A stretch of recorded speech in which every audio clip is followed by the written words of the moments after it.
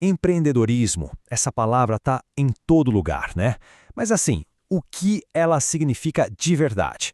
Hoje, a gente vai fundo na essência do espírito empreendedor e desvendar seus conceitos fundamentais. Então vamos lá, começando pelo começo, né? O que é, afinal, empreendedorismo? E olha, já adianto, é muito mais do que só uma palavrinha da moda. É um conceito que tem uma história e um poder de transformar as coisas que é gigante.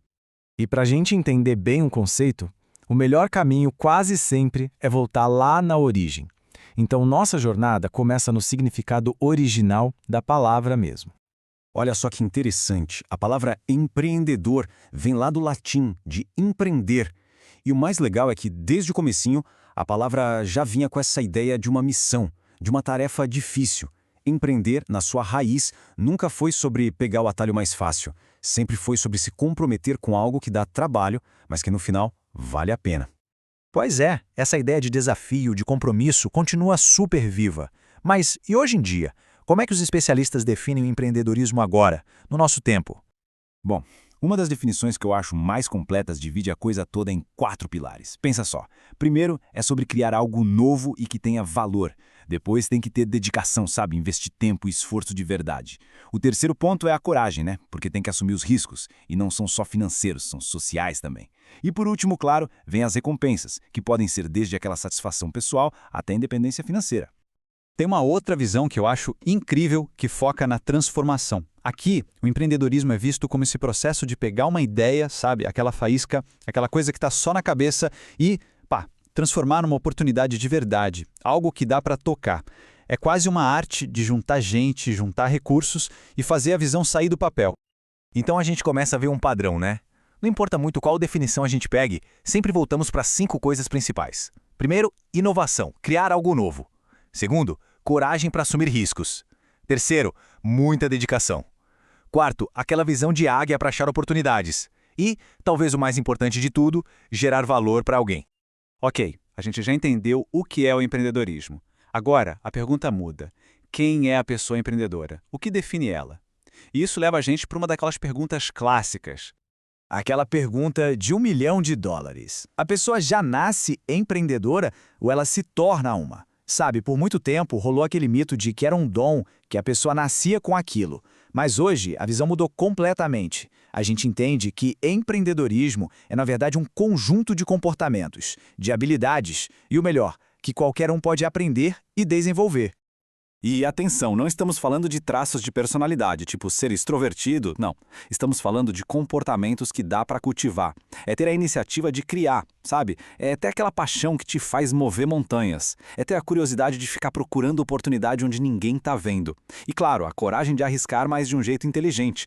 No fim das contas, é sobre isso. A capacidade de pegar uma visão e fazer acontecer. E essa citação resume isso perfeitamente. O empreendedor é exatamente isso. Alguém que sonha, mas não para por aí. Ele busca, ele corre atrás para transformar aquele sonho em realidade. É a ponte perfeita entre sonhar e fazer. Beleza, agora vamos mudar um pouco o foco e entender como o empreendedorismo vira um verdadeiro motor que empurra a economia para frente. E para explicar isso, existem 2 grandes ideias, que são quase opostas, mas super interessantes.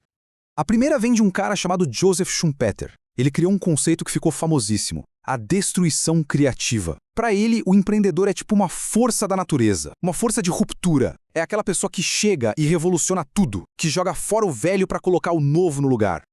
E é aqui que o contraste fica muito legal. De um lado, a gente tem o Schumpeter, que vê o empreendedor como essa força que quebra tudo. Tipo a Netflix acabando com as locadoras, sabe? Mas do outro lado tem o Kirchner. Para ele, o empreendedor é uma força de equilíbrio. É quem percebe um desequilíbrio, uma necessidade que ninguém está atendendo, tipo, abrir a primeira cafeteria num bairro, e vai lá e equilibra o mercado. São 2 visões bem diferentes, mas que mostram 2 faces da mesma moeda da inovação. Mas, no final das contas, não importa muito a abordagem. Seja quebrando as coisas ou equilibrando, o resultado é o mesmo. O empreendedorismo é o que impulsiona o desenvolvimento econômico. Essa busca sem fim por inovar, por achar oportunidades, que faz a roda da economia girar para frente. Agora, um ponto muito importante.